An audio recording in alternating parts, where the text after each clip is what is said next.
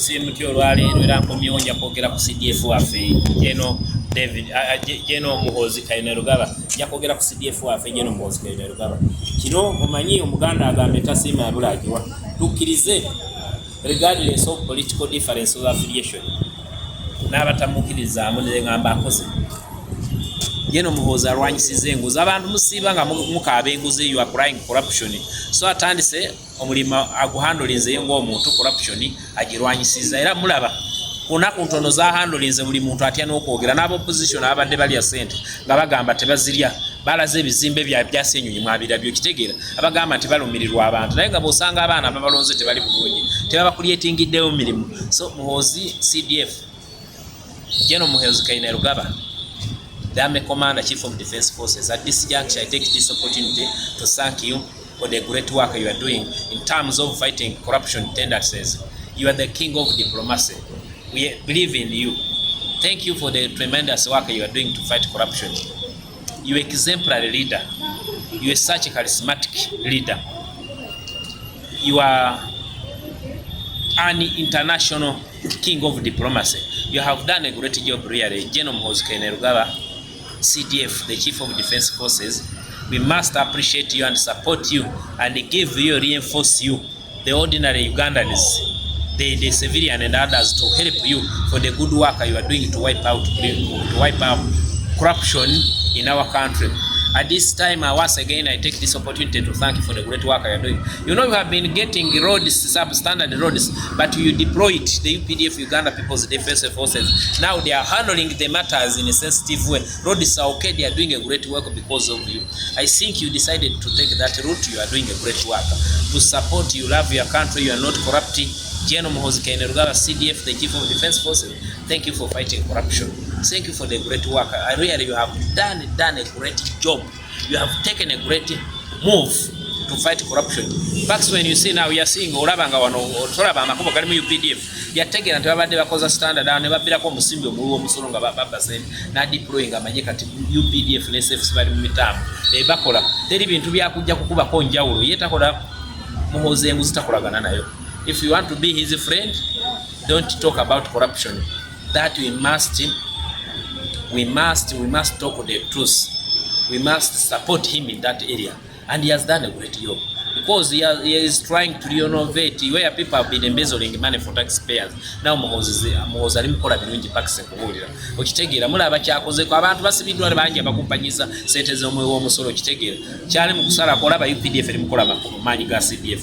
Jeno Muhoozi Kainerugaba okitegeera amalwaliro ayagala mubeeremu amadagala ga kanso okitegeera amadagala ga siriimu okuyamba people with HIV, single mothers, school dropout. Ti omuntu wakiri ne bwaba ali bipakisa atambule mu ddwaliro agende ng'eddagala mweriri nga n'omusawo afuna akasaala kalungi okitegeera nga n'omusawo afuna akasaala kalungi okitegeera. So Muhoozi CDF, the Chief of Defence Forces, Jeno Muhoozi Kainerugaba, webala okukola emirimu gy'amaanyi, webala okuwanyisa enguzi okoze emirimu gy'amaanyi. Tulaba ne mu makubo otaddeyo magye ge gali mu kukola abantu abali b'enguzi obamu bali mu makomero bawipinze out n'abalala okoze omulimu gw'amaanyi.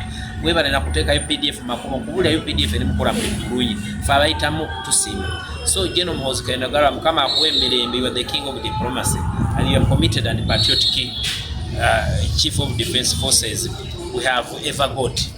You are doing a great job. Olaba enguzi munange bwa ebintu byakoze bakse kubule. Olukwa abantu basema tosobola kusanyusa abantu bonna. Eri abali negative, abo negative side n'abali positive. Ne Yesu tebamusima ne Muhammad okitegeera. Baso abantu wesiibwe yabeera kuvadda mu kujjajjada. Ne bookero bulungi ero omuntu ajagamba talina kyakoze. Olukwa tulina endowooza mu ntegeera, ze byendowooza si byolowooza. Wemba ndi alumonde bakse oyinza kuba mulya muwogo okitegeera. For me, I like a coffee, whereas Paxi prefers posho and fish. Okitegeera tesobola kubeera mu ndowooza yemu. That's the good English. I like a coffee, whereas Paxi prefers cassava flour and fish.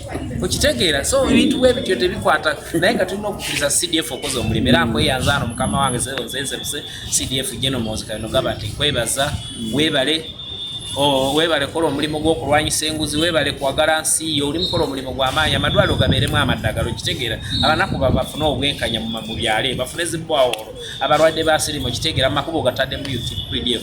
Era olunaku lw'onampita mukama wange CDF General njakuwa amawulire mangi g'otamanyi, njakuwa waliwo awasobya awalala the advising, naye nze awo today webale, you are the king of diplomacy. Ogenza okulyetinga okoze emikwano ebweru Egypt Russia wona okitegeera because nsi yaffe otambula buli bantu bakumanyi, ogenze Algeria wona bakumanyi, wona Rwanda okulyetinza peace okulyetinzewo emirembe. You are the king of diplomacy okitegeera, you are peacemaker. General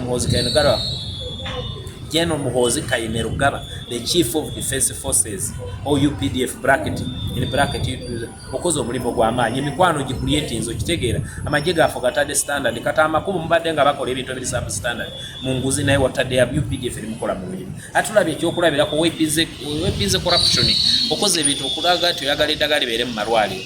Nze nkuyita the vanguard of the youth, General Muhoozi Kainerugaba, and the king of diplomacy. Okoze omulimu gw'amaanyi CDF General Muhoozi Kainerugaba, Mukama akuwa obuwangazi, tojjanga okwo kwatira ddala abali b'enguzi, wiping out, amalwaliro gabeeremu eddagala, abasawo bamwongeza ssente n'abalala, essential n'abasomesa n'abantu ab'omugaso. Ssente zigenda ne zigwera mu parliament, ne tulonda ababaka ne tubateera kujja kwabamu.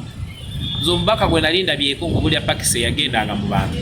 I ended up with Ruhindi yasomesa abaana b'abantu. Naye kubule mu nsimu tusobola kusanyusa bono kitegeera ng'empi naye he lost to Bisanja ng'asomesa ng'abasiibayo tafayo boli opposition oli kyagaba na Uganda kitegeera boli FDC oli anupo kitegeera Ruhindi ng'ayamba abantu. Naye tubadde ne parliament ezimu ng'afo omala oteekayo omuntu agenda gula bizimbo kitegeera ate abamutaddeyo n'abasuula pakiso kitegeera. So Muhoozi General Muhoozi Kainerugaba akoze omulimu gw'amaanyi CDF, the Chief of Defense Forces.